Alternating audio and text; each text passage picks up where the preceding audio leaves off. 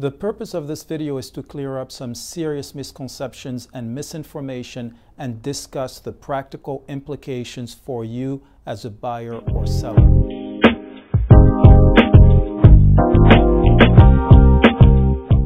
Unless agreed otherwise, it is a reasonable expectation that the seller's agent and the buyer's agent will be compensated for their services. Depending on who you ask, brokers and agents might have different opinions as to who is ultimately paying the commission, since it is typically included in the purchase price. I have covered this complex topic in a separate video. Please make sure to watch it, especially if you are a buyer and were told by agents not to worry about commissions because the seller pays them.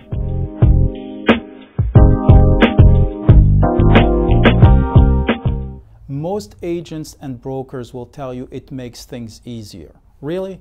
You see, this is a little trick of our industry. Let's assume you are selling a property at $1 million and I told you the commission could be expressed as either 5% or $50,000. Really quick and without any calculations, which number jumps at you and gets your attention first? Of course, the larger $50,000. Which one is easier to accept? Of course, the smaller 5%.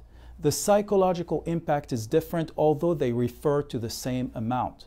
Once sellers and buyers have been trained to accept percentages, agents have gained the ability to charge exorbitant amounts in commissions. Can you explain to me why it is acceptable to pay 5% in commissions on a $200,000 sale and the same 5% on a $10 million sale? If you convert in dollars, the commission for the $200,000 sale is $10,000 and the commission for the $10 million sale is a shocking $500,000. How much more work and expenses did the much higher priced property really require? Interesting, right? You see, there is nothing wrong to negotiate commissions and express them as a specific dollar amount. I will further discuss this topic in the commission negotiation video.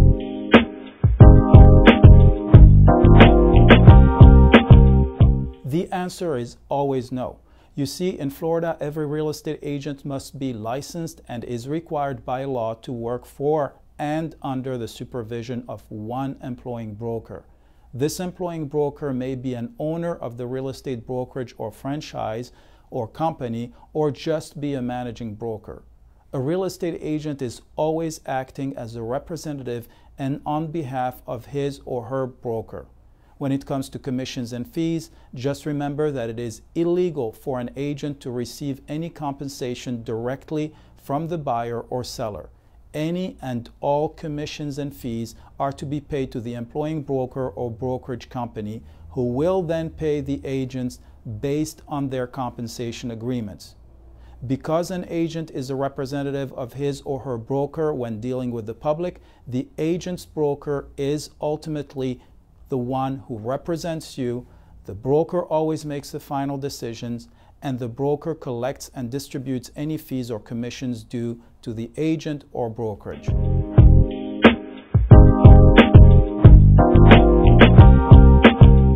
The answer is yes, as long as both parties know and approve it. One example is where the seller may have allocated a commission lower than the minimum acceptable to the buyer's agent broker, and the buyer has agreed to make up the difference and pay an additional commission to their buyer's agent. Another example is where a seller's agent or listing agent negotiates with the buyer to get an additional commission on top of what the seller is already paying.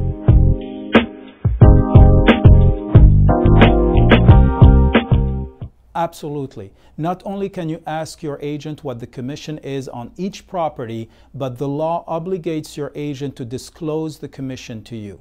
You see, most buyer's agents hope you never ask, or that you will not continue the commission conversation after they tell you not to worry about it because the seller pays it or that it is included in the price.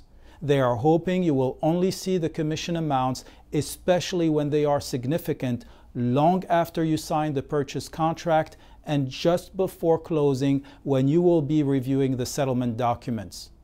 This way, it would be too late for you to question and try to negotiate the buyer side of the commission that was allocated by the seller to your agent.